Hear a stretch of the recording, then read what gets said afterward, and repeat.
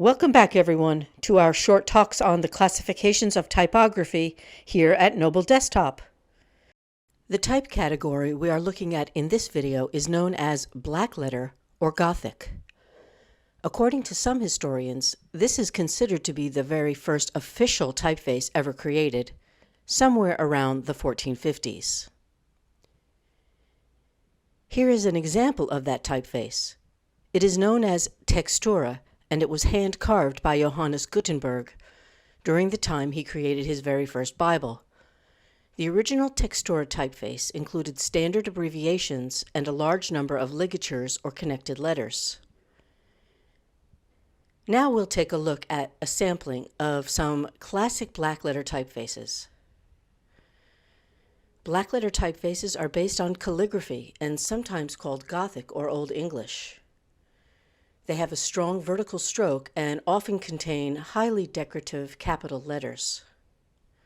While blackletter styles tend to look old school or antique, we still see this typeface genre used in branding applications, packaging, movie posters, and more.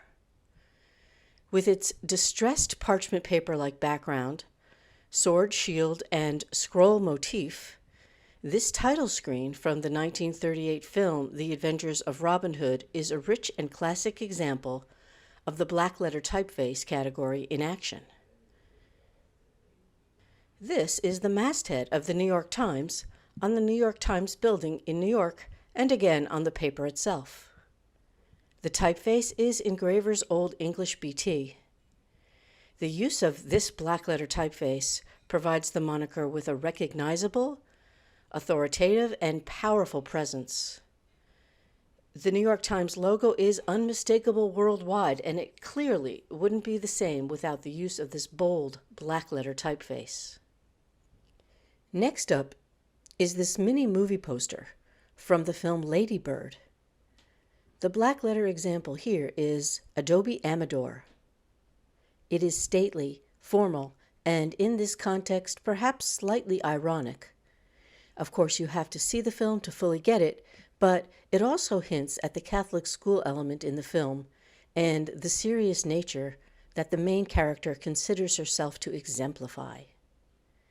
The last example in the blackletter category is the Corona beer logo and label using the font called Ancient.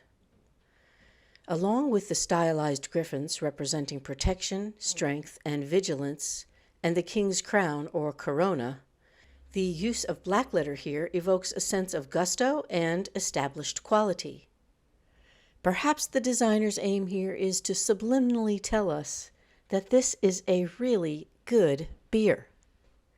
Next up in our lineup on the classifications of typography, we'll take a look at the serif class or category.